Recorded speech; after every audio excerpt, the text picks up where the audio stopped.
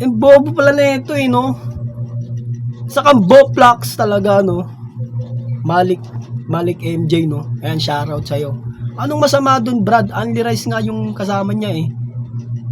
Ano para saan pa ba yung plato na white plate at saka green plate? Para saan pa ba yung color coding na yon, di ba?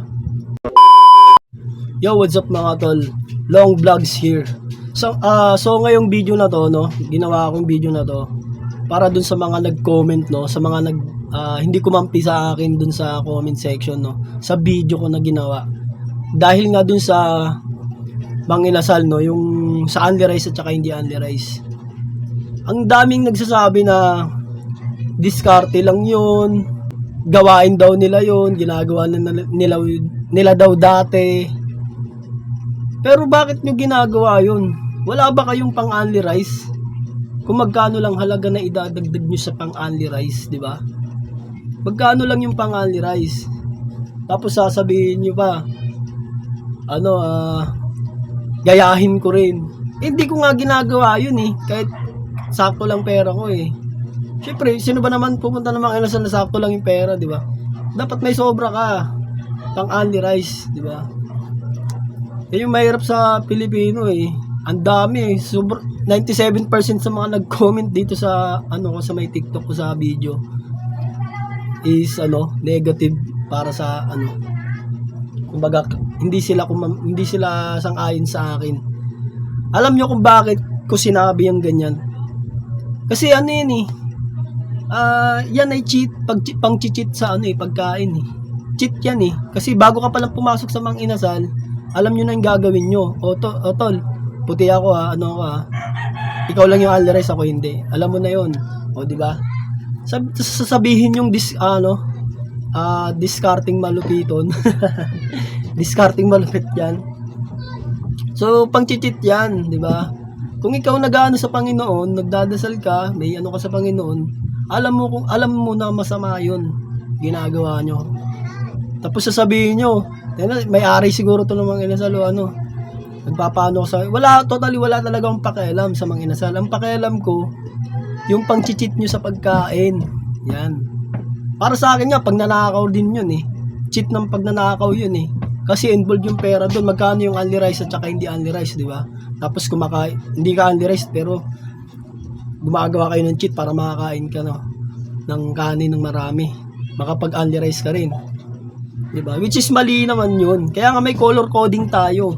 White at saka green. Ang white is hindi only rice. Yung green is only rice. Ayan. So magbabasa tayo ng mga comment dito, no? Ayan. Basa tayo ng mga comment. Siguro mga 5. Ayan. May ilan na sumasang-ayon sa akin. Meron naman hindi. Yung babasahin natin yung mga hindi sang-ayon sa atin. Halos ang dami. No? Ang daming tinamaan ng sa mga comment section. Ang daming tinamaan na ginagawa nila. Sabi nila gayahin ko daw. Tapos ito bagbasa muna tayo. Ayan. Maraming nagsasabi na diskarte. Halos lahat diskarte. Diskarte yung pang-cheat. Paano kung cheat kayo ng jowa nyo? Diskarte lang? May nagsasabi pa dito, hindi lang sila gumagawa niyan, maraming nang gumagawa niyan, kahit kami gumagawa niyan, di ba? Ito na lang basahin natin, no? Anong masama doon, Brad? Only rice nga yung kasama niya eh. Ang bobo pala na ito no? Sa Boplax talaga, no? Malik MJ, no? Ayan, shoutout sa'yo. Anong masama dun, Brad? Only rice nga yung kasama niya eh. Para saan pa ba yung plato na white plate at saka green plate? Para saan pa ba yung color coding na yon, di ba?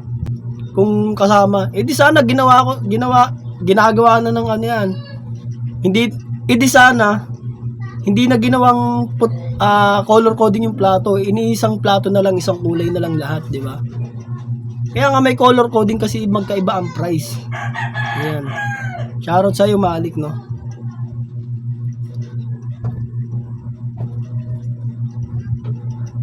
Ayan, ito pa isa. Dito ako natawa. Sabi, nabas pa ka tuloy par. Ayan nga, yun na nga. Nabas ako dahil sa itinatama ko lang naman sila, di ba?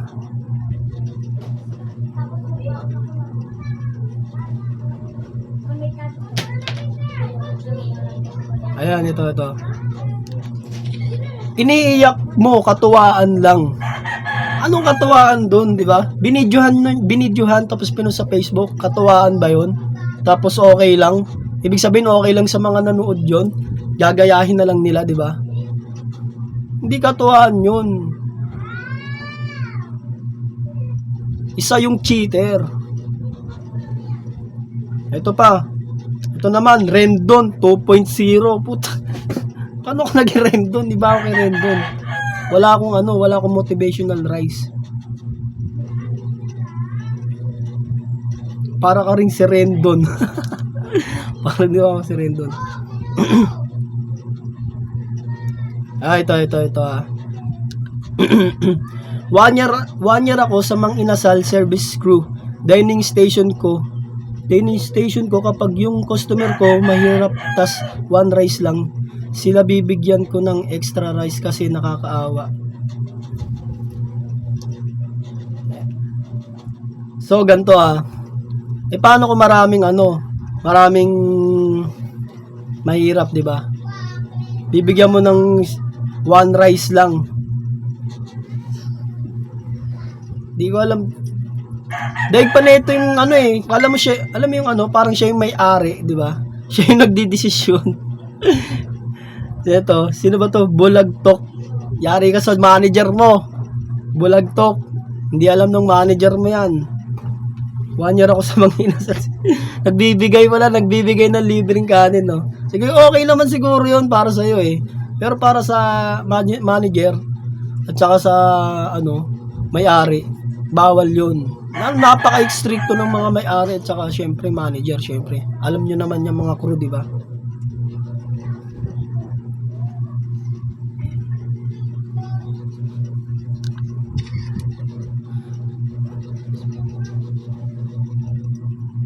Ayun, ito napakalupit. Ako nga, only rice, binabayaran ko sa Mang Inasal. Ako nga, only rice, binabayaran ko sa Mang Inasal, pero isang cup lang kinakain ko. Yun, di ba? Dapat gantong tao na lang yung tularan nyo.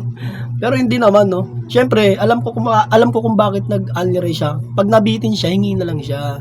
Di ba? Ganun diskarte. Hindi yung diskarte nyo pabaliktad Ang diskarte nyo paano tawag dito pang cheat di ba? Nang cheat ka sa maliit na paraan, paano pa sa malaking paraan, di ba? Paano pa sa ibang bagay? Pang cheat, panggugulang, di ba? So ayun lang mga tol, no? So hanggang dito lang tayo. Sana hindi na kayo mang-cheat sa kanin, no? Kasi masama 'yun Hindi para sa masama 'yun. Magiging masama ka sa mata ng Panginoon, yan lang 'yun. Para sa akin. Kumbaga para sa akin lang, iwasan niyo yung ganung bagay. Kasi ang dami niyo Ang dami yung gumagawang ganun. So yun lang mga tol, no? Peace tayo.